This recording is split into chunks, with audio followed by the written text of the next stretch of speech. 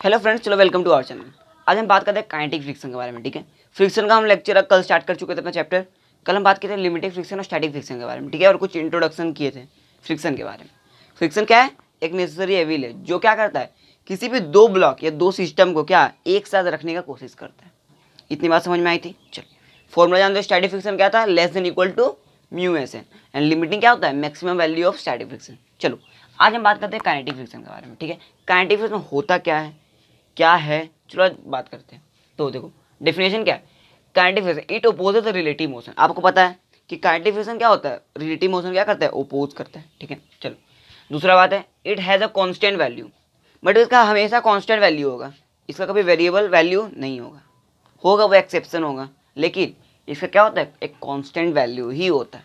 ठीक है, चलो अब काइनेटिक फ्रिक्शन का वैल्यू क्या था? वही सेम मैं आपको पिछले लेक्चर में बताया था कि लिमिटिंग फ्रिक्शन का वैल्यू क्या था। अच्छा बताओ, लिमिटिंग का वैल्यू क्या था? म्यू एन था ना, या कोफिशिएंट ऑफ फ्रिक्शन था, कोफिशिएंट ऑफ लिमिटिंग फ्रिक्शन। तो यहाँ पर क्या आ जाएगा? फिर म्यू एन ही रहेगा, लेकिन कोफिशिएंट क्या होगा? चेंज होगा। कोफिशिएंट क्या रहेगा? म्यू के मतलब कोफिशिएंट ऑफ ये काइनेटिक फ्रिक्शन। ठीक है, चलो आ रहा बात समझ में? ये बात समझ में आ गई। अब देखो, जो म्यू होता है स्टैटिक फ्रिक्शन का, वो काइनेटिक फ्रिक्शन क्या होता है? ज़्यादा होता है या इक्वल होता है। ठीक है, यहाँ दिया हुआ है greater than equal to kinetic friction of mu. समझ में आ रहा बात? चलो, it is easier to keep a body moving than it make to move. इस बात का आप सेंस समझो। क्या होता है कि आप किसी बॉडी को मूव कर रहा है, कोई बॉडी, उसको आप मूव कराते हुए छोड़ दोगे तो वो आसान है कि उस बॉडी को, रुका हुआ बॉडी को मूव कराना। हाँ, बात तो समझ में आई ना? वही बात है।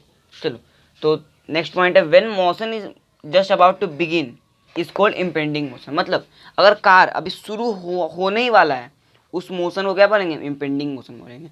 या उसको जो भी एक्सेलरेशन दिया शुरुआत में, उसको बोलते हैं इम्पेंडिंग एक्सेलरेशन। मतलब उसको इम्पेंडिंग वर्ड वहाँ पर लग जाता है। शुरुआती मोशन को हम इम्पेंडिंग मोशन बोलते हैं। ठीक है, चलो अब आपको स्टेट करना ट्रू एंड फॉल्स। दो क्वेश्चन है, इंपॉर्टेंट है, थ्योरी वाला है।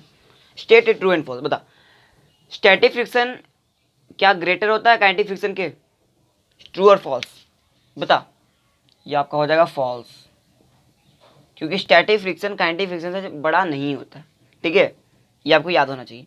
अब बता, लिमिटिंग फ्रिक्शन काइनेटिक फ्रिक्शन से ज़्यादा होता है? ट्रू और फॉल्स? ये आपका क्या हो जाएगा? ट्रू होगा। क्यों? लिमिटिंग फ्रिक्शन हमेशा काइनेटिक फ्रिक्शन का बड़ा होता है। क्यों?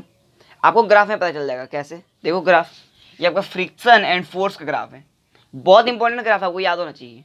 ओके, फ्रिक्शन एंड फोर्स का ग्राफ है। क्या है? देखो देखो, ये ऐसा ग्राफ है, ऐसे करके ऐसे। देखो, ये जो आपका लाइन दिख रहा है, स्ट्रेट लाइन, ये आपका स्टैटिक फ्रिक्शन का है ग्राफ। और ये जो आपको उठा हुआ दिख रहा है हल्का सा, सबसे अपवर्ड पॉइंट है, उसको लिमिटिंग फ्रिक्शन का ग्राफ है। और जो स्ट्रेट लाइन जा रहा है, हॉरिजॉन्टल लाइन, उसको काइनेटिक फ्रिक्शन का ग्राफ बोलते हैं। ठीक है, देखो पूरे ग्राफ में फ्रिक्शन का वैल्यू सबसे हाईएस्ट किसका है? लिमिटिंग का है। देखो, लिमिटिंग का सबसे highest value mu s n. ठीक है, इसीलिए हम यहाँ बोले हैं लिमिटिंग फ्रिक्शन का वैल्यू म्यू के से, काइनेटिक फ्रिक्शन के वैल्यू से बड़ा होता है। ठीक है, पता चल गया? चलो, ये वो ग्राफ याद होना चाहिए, बहुत इंपॉर्टेंट है। और लिमिटिंग फ्रिक्शन का जो वैल्यू आता है, उसी स्टेज पे जो फोर्स लगता है उसको बोलते हैं ब्रेकिंग फोर्स। क्योंकि फोर्स से क्या होता है, या रुक जाता है बॉडी या एक्सीलरेट करते जाता है। फ्रिक्शन पे डिपेंड है, फ्रिक्शन कितना ज़्यादा है कितना कम है। ठीक है, अब बात समझ में आ रही है? इस चीज पॉइंट्स को कॉपी करो, हम कुछ क्वेश्चंस करते हैं, बहुत इंपॉर्टेंट क्वेश्चंस। आप पहले पॉइंट करो और कॉपी कर लो। तो चलो फ्रेंड्स, और कुछ क्वेश्चंस करते हैं। ठीक है, देखो कौन कौन से क्वेश्चन। दो सिस्टम आप बना दिए हैं, लैंड वाले, अर्थ पे सिस्टम है, लैंड पे दो ब्लॉक है ए एंड बी। ठीक है, एक के ऊपर रखा हुआ है। बी किससे जा रहा है? 2 मीटर पर सेकंड से आगे जा रहा है। एंड ए ब्लॉक है जो 5 मीटर पर सेकंड से आगे जा रहा है। आपको निकालना क्या है? Find direction of kinetic friction. ठीक है, दोनों में आपको डायरेक्शन ऑफ काइनेटिक फ्रिक्शन बताना है। सॉल्व हो जाएगा, ट्राई कर लो एटलीस्ट। हो गया? चलो मैं बताता हूँ। देखो, पहले आप डेफिनेशन से चलो। काइनेटिक फ्रिक्शन का डेफिनेशन क्या था? पहला आपको पॉइंट लिखा था, क्या था? It opposes the relative motion. मतलब जो काइनेटिक फ्रिक्शन है वो रिलेटिव मोशन क्या होता है? ओपोज करता है, मतलब उसके ओपोजिट डायरेक्शन में लगता होगा। रिलेटिव मोशन के ओपोजिट डायरेक्शन में काइनेटिक फ्रिक्शन लगता होगा। तो पहले आपको क्या निकालना है? Relative motion. तो रिलेटिव मोशन हम कैसे निकालते हैं? वी ए बी, याद है ना? फॉर्मूला क्या होता है? V a minus v b. Vector quantity तो एरो लगा दो। ठीक है, वैसे तो हमको पता ही है। चलो, वी ए बी, तो वेलोसिटी वी ए कितना है? 5, और बी ए 2, तो आपका आ जाएगा 3 मीटर पर सेकेंड। अगर ये किस स्टेज की बात है? जब बी क्या है आपका ऑब्जर्वर, मतलब बी में आप बैठ के देखोगे तो एक इस बी में बैठ के बी को रेस्ट करके आप देखोगे तो ये 3 मीटर पर सेकेंड से आगे जा रहा होगा। ठीक है, चलो ये आ गया हमारा वी ए बी। तो ये किसके लिए आएगा, ए के लिए। तो ए के लिए बताओ कि डायरेक्शन क्या होगा फ्रिक्शन का। जो ए आपका है हम पॉजिटिव है मतलब आगे मानेंगे राइट डायरेक्शन में। तो 3 मीटर पर सेकेंड अगर हम आगे लगा रहे हैं क्योंकि पॉजिटिव साइन है तो आपको अपोजिट डायरेक्शन में लगेगा, रिलेटिव मोशन को अपोजिट डायरेक्शन में काइनेटिक फ्रिक्शन, तो एफ के लगेगा अपोजिट। ठीक है, समझ में आ गया। ये लैंड टू लैंड लगेगा, मतलब देखो लैंड टू लैंड लगेगा ना क्योंकि फ्रिक्शन तो लैंड में लगता है। ओके, आगे समझ में। अब बी का निकालते हैं। तो आपको तो ये पता है, तो पहले बी का निकालने के लिए आप क्या करोगे, वी बी ए निकालोगे, ए को बैठाओगे, जिसका निकालना है उसको अपोजिट वाले ब्लॉक को बैठा दो। तो ए को बैठाओगे तो क्या आ जाएगा, v b minus v a, तो 2 - 5 क्या आएगा, -3 मीटर पर सेकेंड। मतलब अपोजिट डायरेक्शन में जो आपको बी ब्लॉक है उसको अपोजिट डायरेक्शन में 3 मीटर पर सेकेंड लगेगा। तो रिलेटिव मोशन को अपोज कौन करता है, काइनेटिक फ्रिक्शन, तो फ्रिक्शन लगेगा इधर, काइनेटिक लगेगा। ठीक है, आ रहा समझ में ना। यहाँ पर लिमिटिंग की बात होगी ही नहीं, लिमिटिंग और स्टैटिंग लगेगा ही नहीं भैया, यहाँ पर रिलेटिव मोशन आ गया है, 2 ब्लॉक आ गए हैं। अगर सिंगल ब्लॉक होता तो आप स्टैटिक फ्रिक्शन बता सकते थे। ओके, लेकिन यहाँ ओनली काइनेटिक लगेगा क्योंकि 2 ब्लॉक आ गया, रिलेटिव फ्रिक्शन ही लगेगा। ठीक है, तो ये डायरेक्शन पता चल गया। तो बी का डायरेक्शन निकालने के लिए एक और तरीका शॉर्ट है, बताता हूँ मैं। देखो वी ए भी वी बी आपको निकालने की जरूरत भी नहीं पड़ेगा, आप तो फॉर्मूला जानते ही होंगे क्या, कि v a b equal to minus of v b है, ये तो जानते हो ना। तो लगा देते, +3 को उल्टा कर दो, -3 आ जाएगा अपने।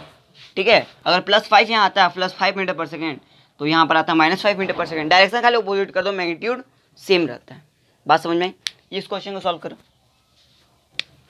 तो बता, यही बता रफ में 3 इधर है तो वी ए बी कितना आएगा, v a minus v b कितना रहा है। ये पॉजिटिव हम किसको मानते हैं, हमेशा पॉजिटिव मानो राइट को, आंसर आपका करेक्ट आने में कोशिश होगा, और नेगेटिव मानो लेफ्ट को। इसमें भी हम वही केस था। ठीक है, तो पॉजिटिव ये है तो वी ए बी, तो v a negative direction minus v b, तो क्या देगा -7 मीटर पर सेकेंड वी ए बी आया। मतलब ए क्या जा रहा है, ए ब्लॉक के अपोजिट में लग रहा है 7 मीटर पर सेकेंड क्योंकि नेगेटिव तो यही है, और यहाँ पर लगेगा आपका एफ के काइनेटिक फ्रिक्शन। और बी ब्लॉक का बताओ, बी ब्लॉक अपोजिट हो जाएगा, -7 तो +7 हो जाएगा, मतलब आगे लग रहा है आपका बी ब्लॉक पे 7 मीटर पर सेकेंड और पीछे लगेगा काइनेटिक फ्रिक्शन एफ के सॉरी एफ के स्ट्रेट लाइन को ड्रॉ कर दो, यहाँ आपका एफ के लग जाएगा। पता चल रहा है आपको, आ रहा है समझ में। तो ये आपको डायरेक्शन ऑफ एफ के निकाल सकते हो, मतलब फ्रिक्शन के काइनेटिक फ्रिक्शन का डायरेक्शन आप निकाल सकते हो। ओके, कॉपी करो और हम कुछ क्वेश्चन करते हैं। चलो फ्रेंड्स और क्वेश्चन करते हैं। ठीक है, पहला क्वेश्चन बताओ, वही आपको निकालना है डायरेक्शन ऑफ फ्रिक्शन ए और बी। तो आपको सबसे पहला स्टेप क्या है, वी ए बी निकालना। वी ए बी कितना आया, 0। अरे 0, वी ए बी 0 मतलब रिलेटिव मोशन है ही नहीं, मतलब आप यहाँ से लिख सकते हैं hence there is no relative motion. Okay, no relative motion मतलब यहाँ पर हम डिफाइन नहीं कर सकते काइनेटिक फ्रिक्शन को, हम इज नॉट डिफाइंड। ठीक है, यहाँ पर हम डिफाइन ही नहीं कर सकते। ठीक है, इस बात को आपको पता होना चाहिए। चलो इस केस में बताओ, यहाँ 3 ब्लॉक आ गए। ठीक है, 2 ब्लॉक की जगह 3 ब्लॉक। अरे कोई दिक्कत नहीं है भाई, पहले आप निकालो वी ए बी, पहले हम ए का निकालते हैं। ठीक है, बता क्या आएगा वी ए बी, ट्राई करो। 2 - 4 क्या आएगा, -2 मीटर पर सेकेंड। मतलब बी को बैठाने पर ए किस मूव से कर रहा है, ये आपका मूव करेगा ओपोजिट डायरेक्शन 2 मीटर पर सेकेंड, तो direction of kinetic friction right direction. ठीक है, बी का पता, अब निकाला वी बी सी को बैठा तो आएगा 4 - -1 तो 5 मीटर पर सेकेंड आपका आ जाएगा। ठीक है, जो बी ब्लॉक है उसका आगे 5 मीटर पर सेकेंड लग रहा होगा सी को बैठाने पर, तो इधर लगेगा आपका काइनेटिक फ्रिक्शन। अब क्या सी का निकालना है, तो वी सी बी लगा, क्योंकि जो जो कॉन्टैक्ट में रहेंगे उसी का रिलेटिव मोशन निकालना है। ठीक है, ये आप हमेशा ध्यान देना। तो ये आपका आ जाएगा -5 मीटर पर सेकेंड, मतलब जो का ब्लॉक सी है इस इधर लग रहा है उसका 5 मीटर पर सेकेंड, तो इस साइड लगेगा आपका काइनेटिक फ्रिक्शन। बात समझ में आई, आंसर मैच कर लो, आपका आंसर मिला है कि नहीं। और जो गलती है बताओ, कमेंट करो प्लीज, जो गलती हमारी आई है।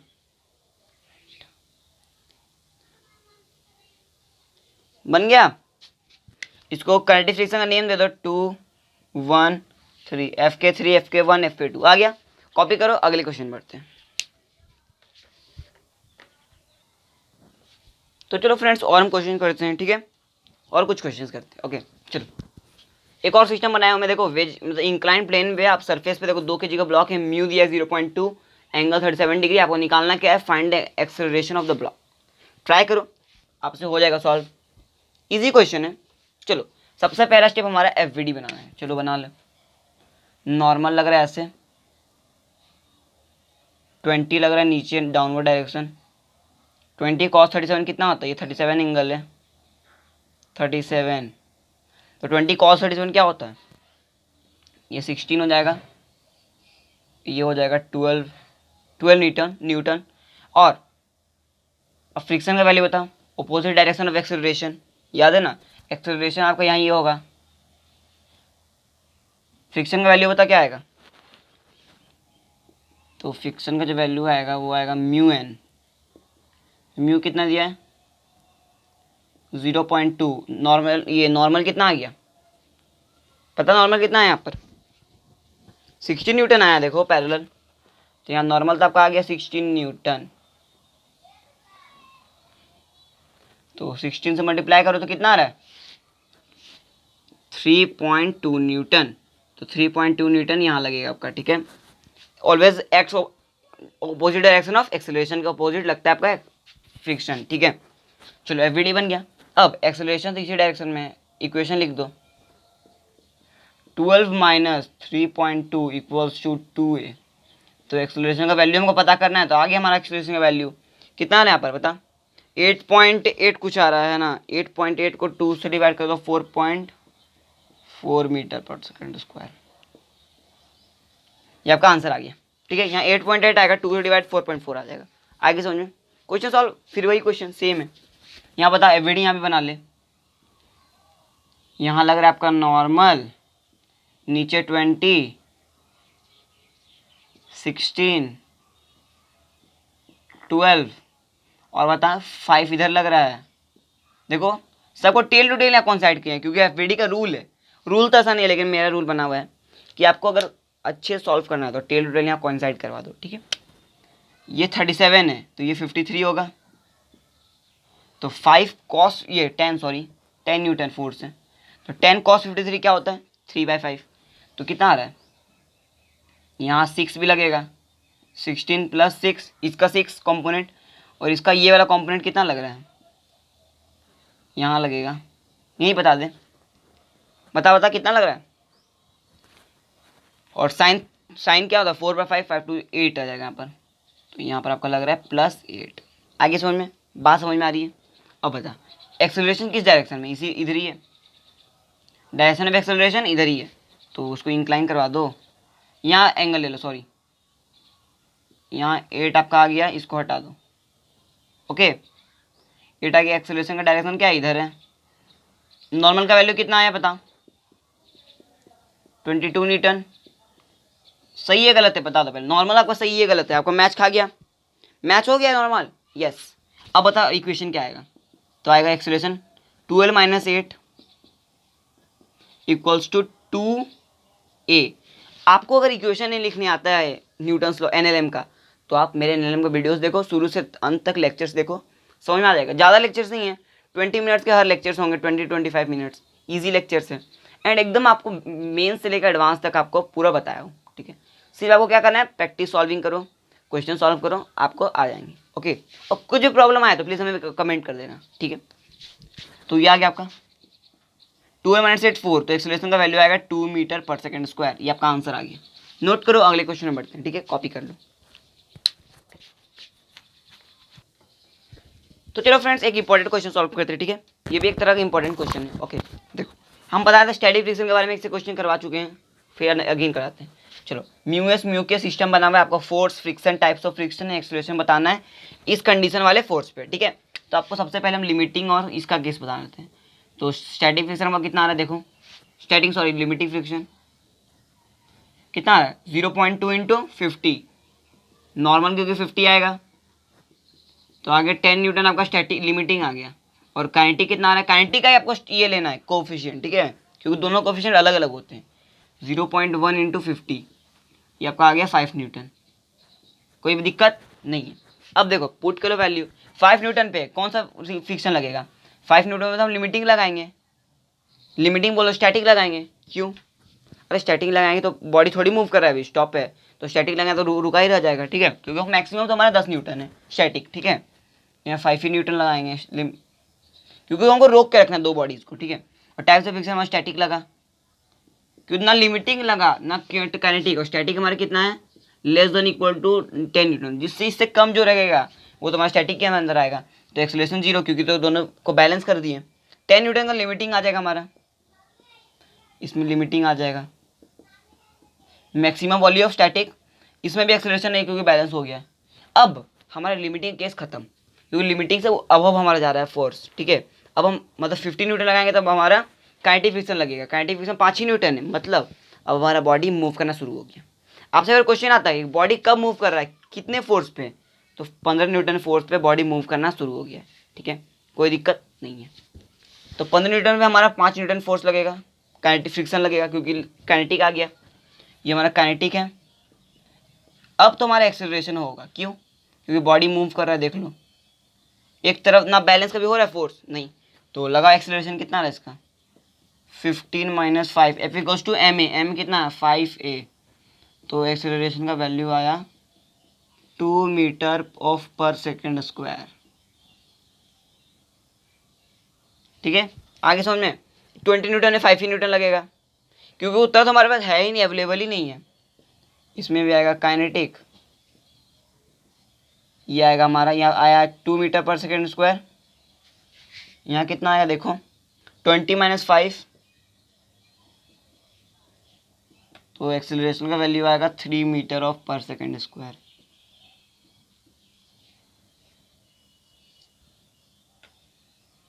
ठीक है, दिख रहा है आपको, तो अब ऐसे सॉल्व कर सकते हैं क्वेश्चंस को, ठीक है।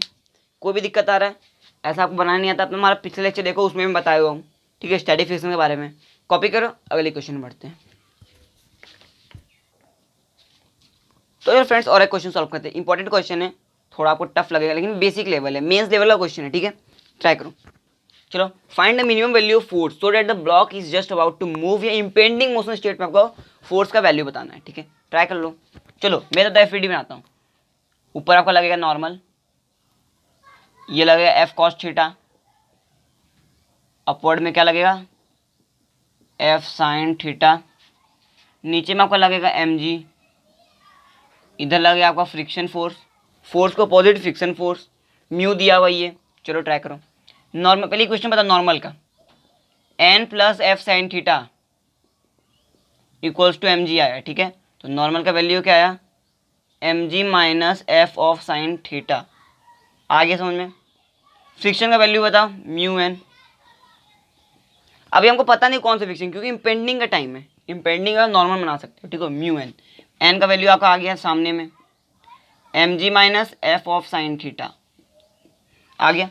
अब बता क्या करूं, इम्पेंडिंग फोर्स निकालना है, इक्वेशन लगा दे, लगा equation f cos theta equals to ये, क्योंकि इम्पेंडिंग में दोनों को बराबर कर देंगे तभी ना केस आएगा कि शुरुआती केस क्या है, ठीक है, तो F cos theta equals to friction का value mu M G minus F of sine theta, तो यहाँ से एफ का वैल्यू क्या आ रहा है बता, इम्पेंडिंग वाला, ट्राई करो यहाँ से एफ का वैल्यू क्या आ रहा है म्यू एम जी बाय, देखो क्या आ रहा है mu M G by cos theta, देखो mu M G by cos theta minus mu sine theta, यही ना आया, देख लो एक बार, आंसर चेक करो, आंसर चेक करो जल्दी fast, mu M G by cos theta minus mu sine theta, कुछ गड़बड़ हुई क्या, अच्छा ये प्लस आ जाएगा, ठीक है, कोई दिक्कत नहीं, आपका आंसर आ गया, ओके, ये आपका आंसर होगा, जस्ट देख लो मिला लेना, आंसर नोट कर लेना, ओके।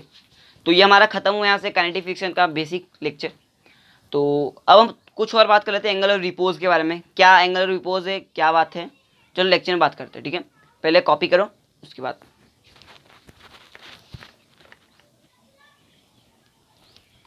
तो जो फ्रेंड्स और कुछ केस बताओ। जो आपको पिछले क्वेश्चन कराया वो क्या था, एक नेशनल लेवल का क्वेश्चन था, ठीक है, मतलब थ्योरी वाला क्वेश्चन था, ठीक है, वो एक क्वेश्चन बुक वाले क्वेश्चन नहीं थे, ओके।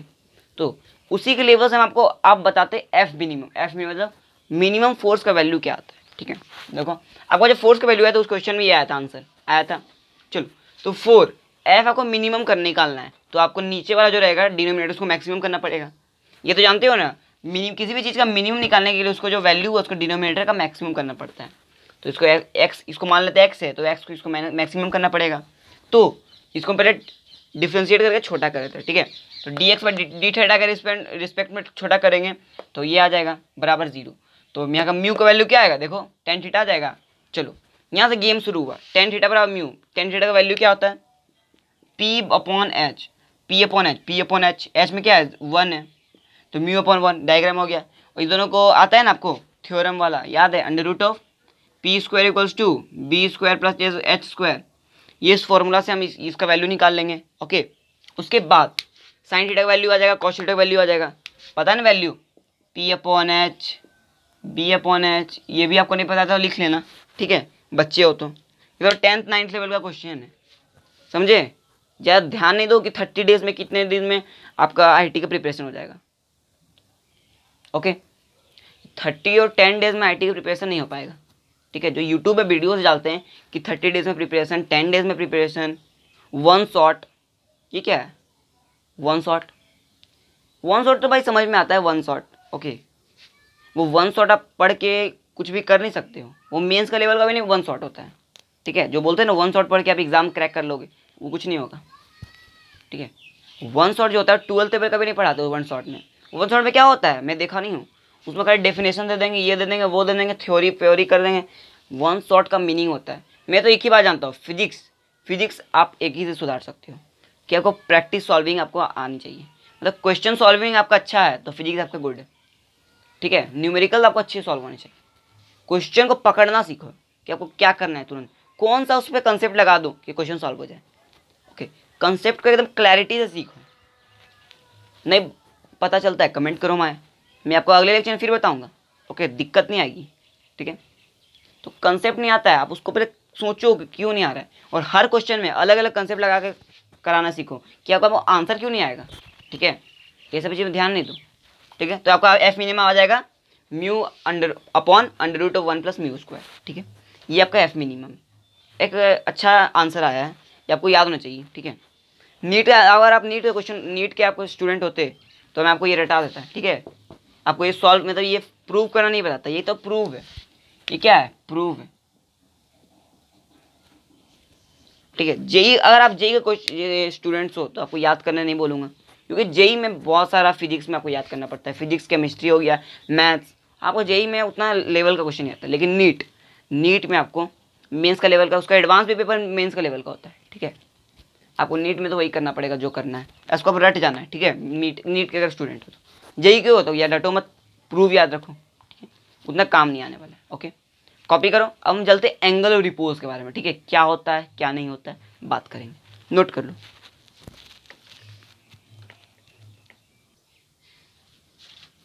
तो जो फ्रेंड्स आज आप बात करते हैं एंगल ऑफ रिपोज के बारे में, ठीक है, कोई दिक्कत नहीं आएगा। देखो क्या होता है, ये हमारा इंक्लाइंड है, म्यू लगता है, सेम क्वेश्चन रहेगा, देखो अगर तो इसका एफडी बनाओ, फ्रिक्शन पीछे लगेगा, एम जी साइन थीटा नीचे, देखो एम जी यहाँ पर, m g cos theta, m g sine theta normal, तो इक्वेशन बताओ नॉर्मल का, m g cos theta, simple.